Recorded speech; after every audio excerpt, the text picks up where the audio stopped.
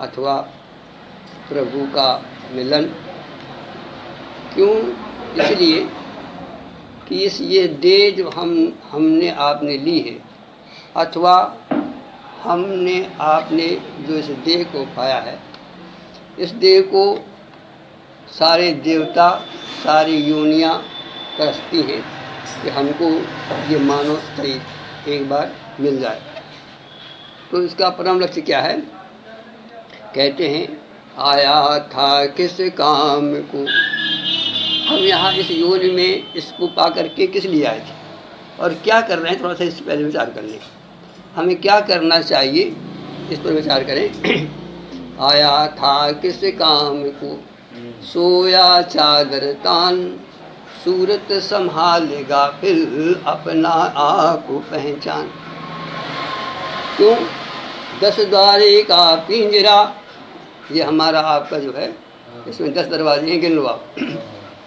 ये पिंजरा है, इसमें कोई पक्षी रहता है। 10 दरवाजे का पिंजरा, तामे पंछी कौन, रहे को अचरज है गए अचंभा कौन। इस पिंजरे में एक पक्षी रहता है और ये मालूम कब होता है? जब ये पक्षी उड़ जाता है, तब कहते हैं भैया वो तो जब तक रहा तब तक तो उसे परिचय नहीं किया, जब तक रहा उसको जाना नहीं, और जब चला गया तो भैया कहते हैं उड़ गया। तो इस देह में जो पक्षी बैठा है उसको जानना ही हमारा जीवन का लक्ष्य, पहली बात। तो आया था किस काम को, अर्थात हमको ये जो देह मिली, इसमें जो पक्षी है इसको जानना ही इस देह का पाने का फल है। यदि हमने इस रहते समय रहते इस पिंजरे में जो पक्षी है इसको न जान पाए तो हमारा जीवन बेकार। क्यों? जैसे अभी हमने कहा था कि जब बैलरी आई तो उसने कहा कि आप धनवान हो, हम गरीब हैं। भला कोई ये अमेरिका का आदमी कहे कि हम गरीब हैं, बड़ा आश्चर्य लगता है। वो इसलिए कह रही थी कि गरीब हम इसलिए हैं कि हम जब इसके जाएंगे तो हमारे साथ कुछ भी नहीं जाएगा, इसलिए हम खाली हाथ जाएंगे, इसलिए हम गरीब हैं, हमारे कुछ नहीं पाएगा। और तुम लोग जब जाओगे तो जो इस जीवन का जो लक्ष्य है वो प्राप्त कर लिया तो तुम जो धनी हो, और हमारे पास वो नहीं, इसलिए हम यहाँ ले आते हैं। तो कहने का मतलब ये है कि हम आप इस देह में आकर के ये जाने कि हम कौन हैं। पहला सूत्र तो ये है। आइए थोड़ी सी एक दृष्टांत के माध्यम से, हम आप सब उस परमात्मा को खोजने में लगे हुए, सारा संसार। तो कबीर भी जो है एक बार परमात्मा की तलाश में निकले और इतना भटके लेकिन उनको परमात्मा नहीं मिला। सब जगह गए, हर तीर्थ में गए, हर संत के पास गए, सब जगह गए, लेकिन वो खाली हाथ लौटे। देखा जहाँ देखा तो भगवान की प्रतिमा तो मिलती थी, लेकिन भगवान कहीं उनको नहीं मिला। परेशान हो गए। तो हुआ क्या? और जब वो थक गए, थकने के बाद बैठे तो फिर भगवान से प्रार्थना करते हैं। भगवान कहते हैं, न हम में बल है, न हम में शक्ति, न हम में साधन, न हम में भक्ति, तुम्हारे दर के हैं हम भिखारी। हे प्रभु, यदि आप सब जगह हो तो मैं भिखारी हूँ, और मैं आपसे ये भीख मांगता हूँ कि मैं आपका दर्शन करना चाहता हूँ, मैं आपको ढूंढना चाहता हूँ, और मैं थकित हो चुका हूँ। तो ऐसी कृपा करो कि बस आप ही कृपा कर दो, तभी हो सकता। क्योंकि कि सोई जाने जेहि देव जनाई, वही जान सकता है जिसको आप जना दो। मैं जानने के लिए मैं हार चुका, और मैं हार करके आपकी शरण में आया हूँ।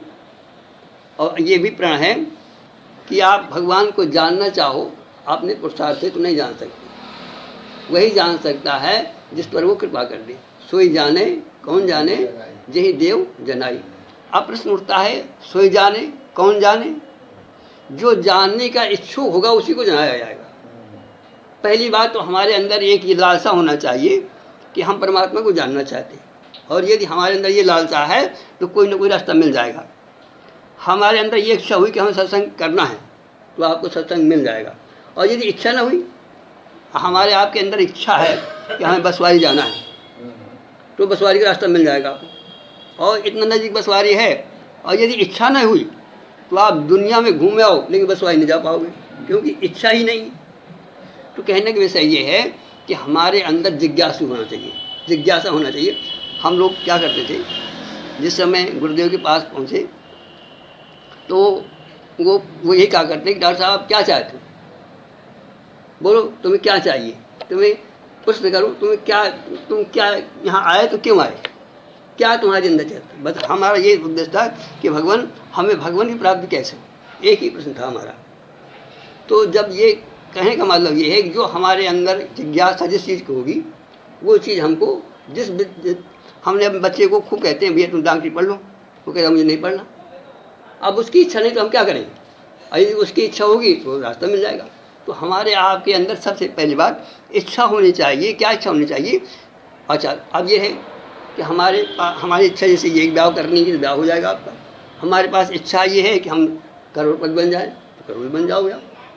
जैसे क्या हुआ, एक बार क्या हुआ कि एक वृक्ष नीचे एक व्यक्ति गया, देखा कि अकेले है वहाँ पर, तो सोचा कि भगवान मैं अकेले हूँ, कोई साथी होता तो कितना अच्छा होता।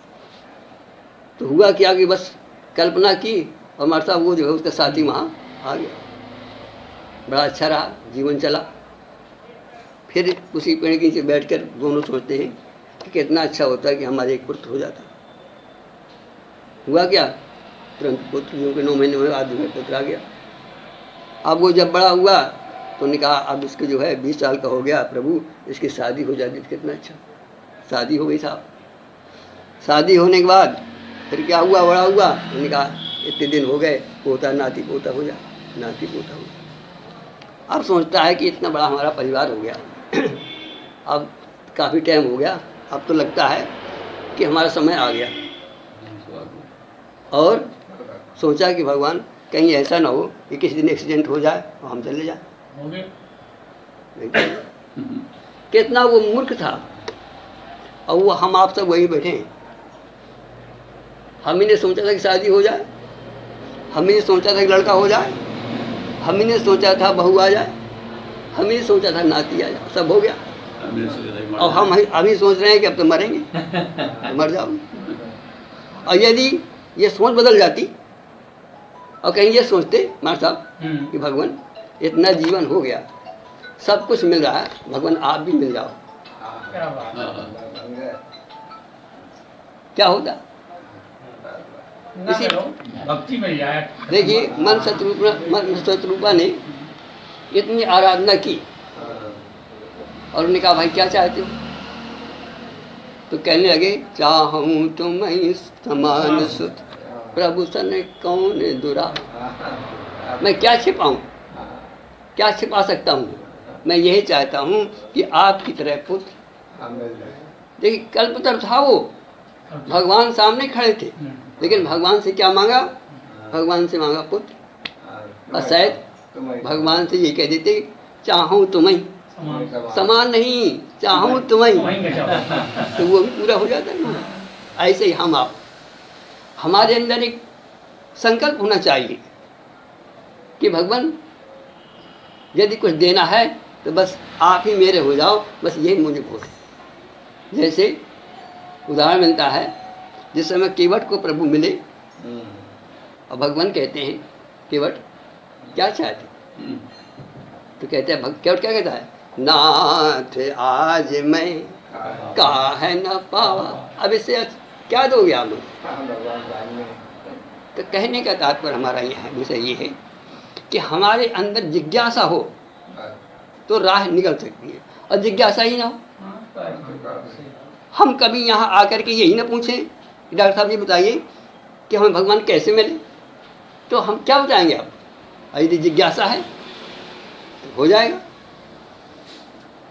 कहने का विषय हमारा ये कि हमें अपने जीवन का लक्ष्य क्या है। हमारा अगर जीवन का लक्ष्य है भगवान प्राप्ति, तो कबीर जो है परेशान हो गए तो भगवान को दया आ गई तो भगवान जो है, देखिए भगवान जब आता है, दया करता है, तो स्वतः तो आता नहीं, किसी न किसी रूप में। तो आज भगवान कबीर के पास सदगुरुदेव के रूप में आ रहे हैं। विषय हमारा यहाँ से है। क्या कहते हैं कबीर, देखो कितना बड़ा उसकी, कहते हैं संत तो बहुत हुए, लेकिन कबीर जैसा कोई फक्कड़, जिसके पीछे संसार घूमता हो, वो कबीर के पीछे घूमे, इससे बड़ा सौभाग्य क्या होगा। जैसे अभी लाला जी ने कहा कि छित जल पावक गगन समीरा, पंच रचित ये अधम शरीरा। अधम तो है, लेकिन इसको सौभाग्यशाली बनाया जा सकता है। कैसे? यदि हमारे अंदर संकल्प हो। सोई पावन सोई सुभग शरीरा, अजो तन पाए भजे रघुवीर। यदि इस तन को पा करके आपने भगवान का भजन किया तो ये अधम नहीं है, ये सौभाग्यशाली। और यदि इस तन को पा करके हमने भजन नहीं किया, संसार की वस्तुओं को जोड़ने में लगे, तो इसके लिए है कि क्षिति जल पावक गगन समीरा, अपंच रचित ये अधम शरीर। सोतन तब आंगे सोहा, अजीव नित्य के ही तू लगे रोग। इसमें जो जीव है वो नित्य है और ये अधम है। लेकिन यदि इसको अधम से अति पावन बनाना चाहते हो तो सोई पावन सोई सुभग शरीरा, जो तन पाए भजई रघुबीरा। तो आइए बंधु, तो क्या हुआ? कहते हैं कि भगवान जो है कबीर के सामने कहते हैं, क्या कहते हैं? अरे कबीर, मुझको कहाँ ढूंढे, मुझको कहाँ, बहुत ढूंढ चुका है, लेकिन जहाँ मैं हूँ वहाँ तो कोई जा ही नहीं रहा। लेकिन तेरी दशा पर मुझे दया दी। इसी तरह से हमारा हाल है कि हमें जो करना चाहिए वो नहीं कर रहे, जो इस तन को पा करके हमें जो करना चाहिए था वो नहीं कर रहे, जहाँ जाना चाहिए था वो नहीं कर रहे। दुख इस बात का है। तो कहते हैं मुँह को कहाँ ढूंढे रे बंदे, हे बंदा, हे कबीर। देखिए ये भगवान कबीर से कह रहे हैं, मुँह को कहाँ ढूंढे रे बंदे। कहाँ ढूंढ रहा है? इतना थक गया तू, सब जगह गया तू।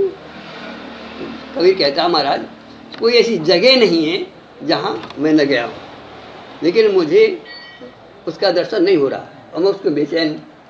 जब तो भगवान कहते हैं यदि बेचैन है तो मैं राह बताता हूँ। मुँह को कहाँ ढूंढे रे बंदे, मैं तो तेरे पास में, मैं तो तेरे पास में हूँ। कितना निकट हूँ? इतना निकट हूँ कि उससे एक सुई की नोक भी जगह नहीं कि वहाँ तू रख दे, इतना निकट हूँ। तो उनका महाराज कैसे मुझे मिले? तो कहते हैं पहले ये सुन ले, मैं तेरे पास में हूँ, तू पास में ढूंढ रहा और तू कहाँ जा रहा है? मैं कहाँ नहीं हूँ, कहाँ हूँ? सुन ले। ना तीर्थ में, ना मूरत में, ना एकांत निवास में, ना मंदिर में, ना मस्जिद में, ना काबा कैलाश में। यहाँ जाएगा, अच्छी बात है, जा, लेकिन यदि मुझको ढूंढना हो तो मैं वहाँ नहीं मिलूँगा। मेरी प्रतिमा मिलेगी, मेरे भक्त मिलेंगे, मेरा वातावरण मिलेगा, लेकिन मैं नहीं मिलूँगा। मुझे ढूंढना है तो अपने पास में आ। मुँह को कहाँ ढूंढे रे। अच्छा ये बताओ, घड़ा मिट्टी को ढूंढे तो कहाँ मिलेगी मिट्टी? घड़े के पास में है मिट्टी कि नहीं है? और इतनी पास में है कि वहाँ सुई भी नहीं रह सकते आप, बस उसको उलटना भर है, इतना पास में। लहर के कितना पास जल है। इसी तरह से हमारे भगवान कहते हैं कबीर, मूर्ख ढूंढ रहा है तू, लेकिन तू अपने पास को देख रहा, तेरे पास में कौन है, अपने पास जा पहले।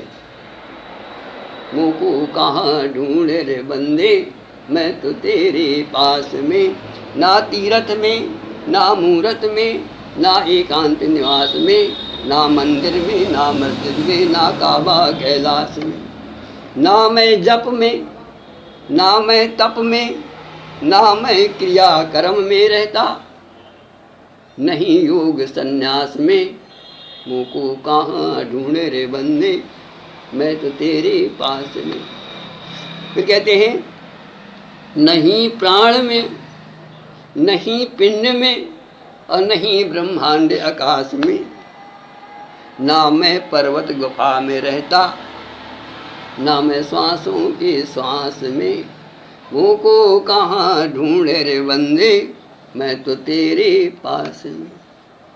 खोजी होए तुरंत मिल जाऊं, एक पल की तलाश में। तो कबीर ने कहा, महाराज फिर क्या बताया उन्होंने भगवान ने?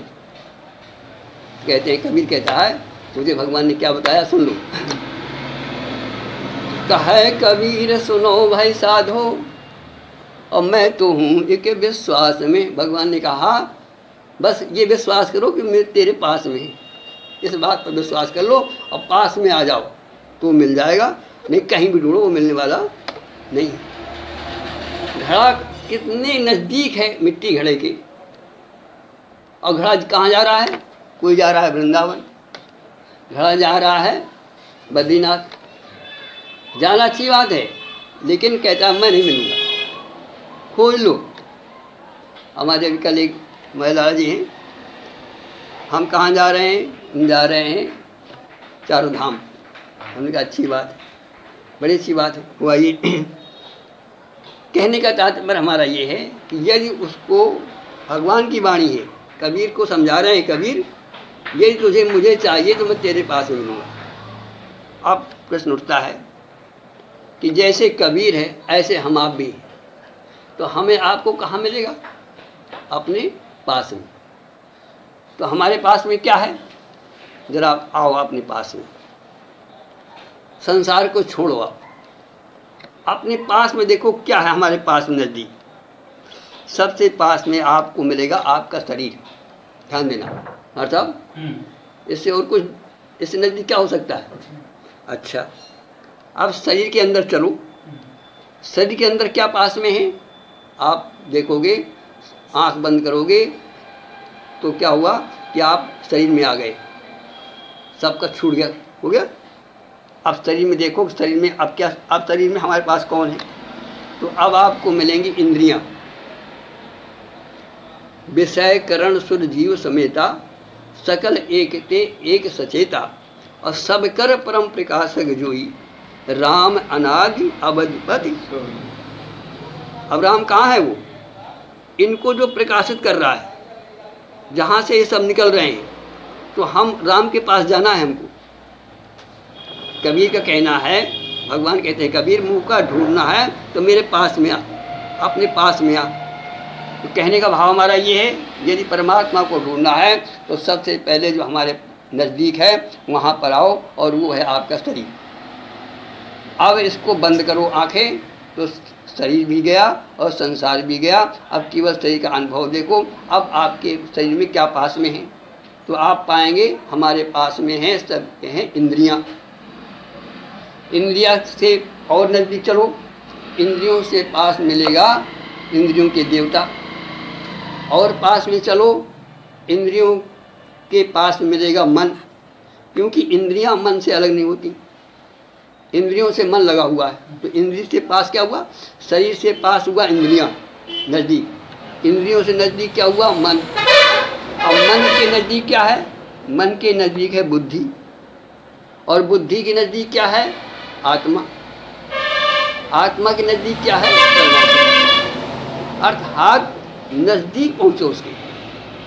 मुँह को कहाँ ढूंढे रे बंदे, मैं तो तेरे पास। तो अब प्रश्न उठता है कि जो इंद्रियों को प्रकाशक मन है, मन का प्रकाशक बुद्धि है, बुद्धि का प्रकाशक जो है आत्मा है, आत्मा का प्रकाशक परमात्मा। अर्थात आत्मा के सबसे नज़दीक क्या हुआ? परमात्मा हुआ कि ना हुआ? तो यहाँ इंडिकेट क्या कर रहा है कि मुँह को कहाँ ढूंढ रहे बंदे, मैं तो तेरे पास है। तो हमें पास में चलना है। अब प्रश्न उठता है, क्या हम उसके पास में जा सकते हैं? तो हम आपसे प्रश्न करें कि जब आप लोग सोते हो तो नज़दीक होते हो, दूर होते हो? संसार आपसे दूर चला जाता है, इसके बाद देह आपसे दूर चला जाता है, नज़दीक आते हो नहीं आते? और इसके बाद थोड़ा सा और आप गहराई में जाओगे तो फिर सपने में पहुंच जाते हो, तो सपना और नज़दीक आ गया।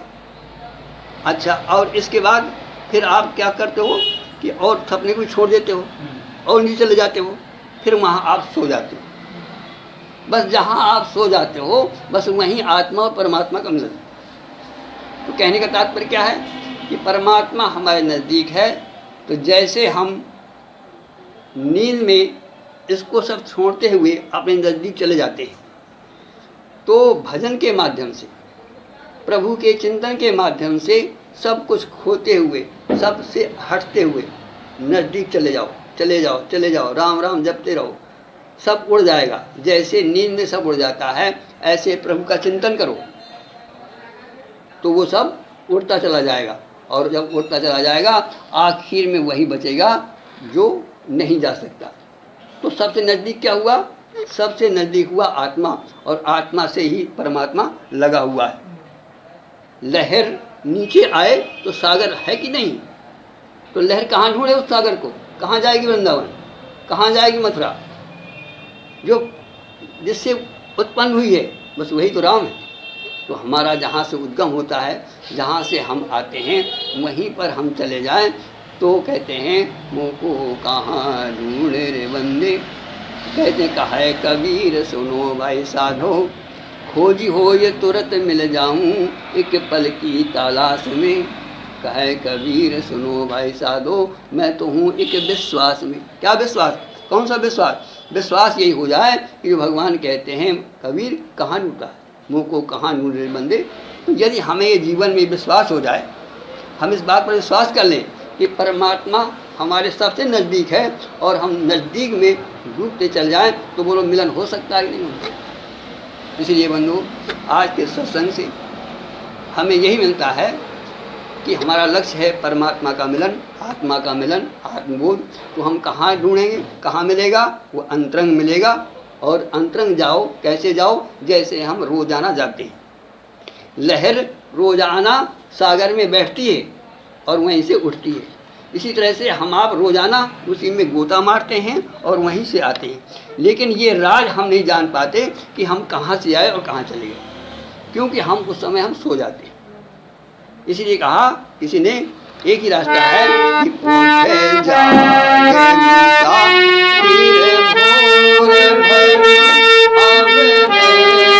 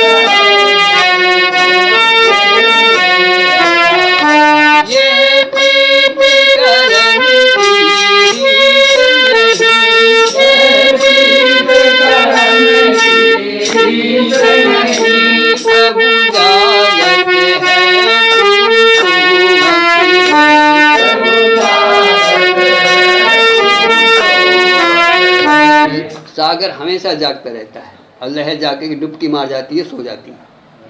और यदि लहर जागते हुए जाए तो क्या पाएगी? अपने को वो सागर पाएगी बस। और कैसे होगा? एक ही रास्ता है। गोस्वामी जी कहते हैं कि नाम जी है जप, कहते हैं राम नाम मण दीप धर, अजी है देहरी द्वार, अतुलसी भीतर बाहरो जो चाहस। यदि इस रहस्य को जानना है तो बस एक ही रास्ता है कि जहाँ हम सोते हुए जाते हैं वहाँ भगवान का नाम लेते हुए चले जाओ। नाम जी है जप जागही होगी। और जी का मतलब ये है, जी का मतलब होता है जी से, हृदय से, जीव से नहीं। पहले जीव से कहते हैं कर मुख ते बहुत तक जपे, श्वासा बिरला को, श्वासा तज नैनन जपे तो सिद्ध साधक हो। अर्थात जीव से लेकर के जी तक, चेतना तक पहुंच जाओ, तब वहाँ चेतना का मिलेगा, तब वो जागरण हो जाएगा और जिसको आप ढूंढ रहे हो वो मिल जाएगा। बोलो वृंदावन जय लाल की।